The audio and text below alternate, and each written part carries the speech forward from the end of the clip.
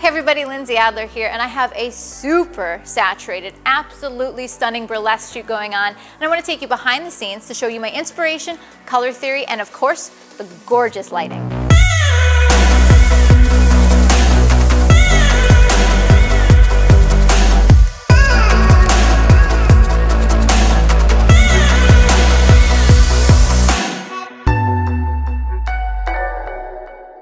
The inspiration of this shoot actually came from the styling. So when I saw this piece, it was wow.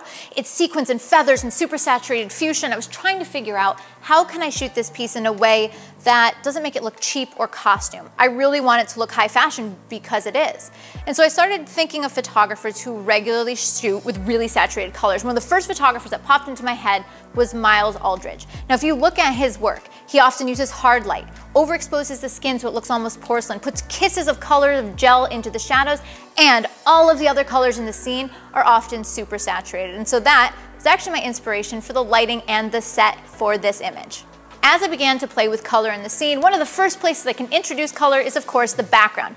In this case, I selected the Savage Universal Seamless paper called Tulip. Now, Tulip is actually a little less saturated and a little less fuchsia than her outfit, but I knew that if it were falling to shadow a bit, it would become a deeper color. So I know that light as well as the color of the background play together. All right, so now on to lighting. For this scene, I am using 4 different strobes, each with a very specific job. So let's start with our main light. My main light in this scene is a magnum reflector. It is a hard light modifier, and the reason I've chosen this is because it gives pop and contrast, but it's also beautiful on the skin. And of course, in the inspiration of Aldridge, he often used hard light modifiers.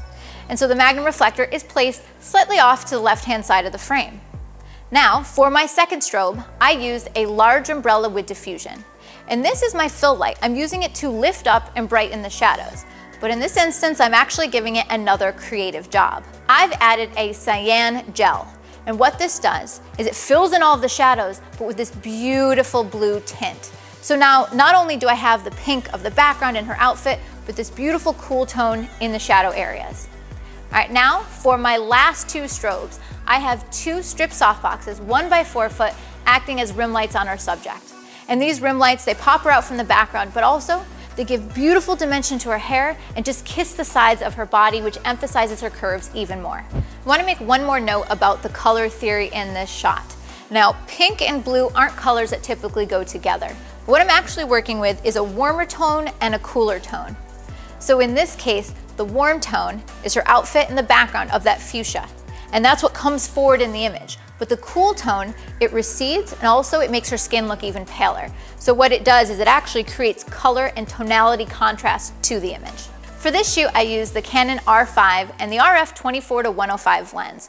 And the reason I selected the zoom lens is because it gave me a lot of variability. I could shoot a full-length shot, crop in a little bit and get a mid-length shot, or crop in even closer and get a tight shot of her beautiful face. I didn't have to waste time changing lenses. Beautiful styling, beautiful color, beautiful lighting, beautiful model. Now it's time to get the shot. All right, so let's do leg crossed over strong here. Perfect, pop the hip out a little bit, gorgeous.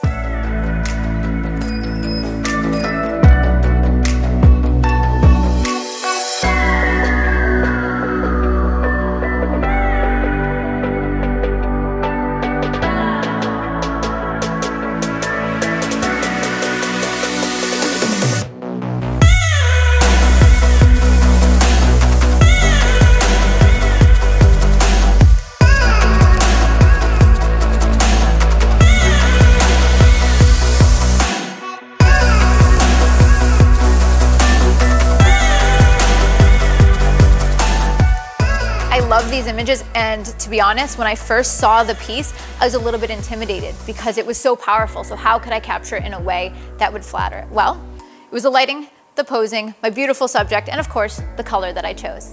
Now, if you want to see the gear used in this video, be sure to check out the links in the description below and check out adorama.com.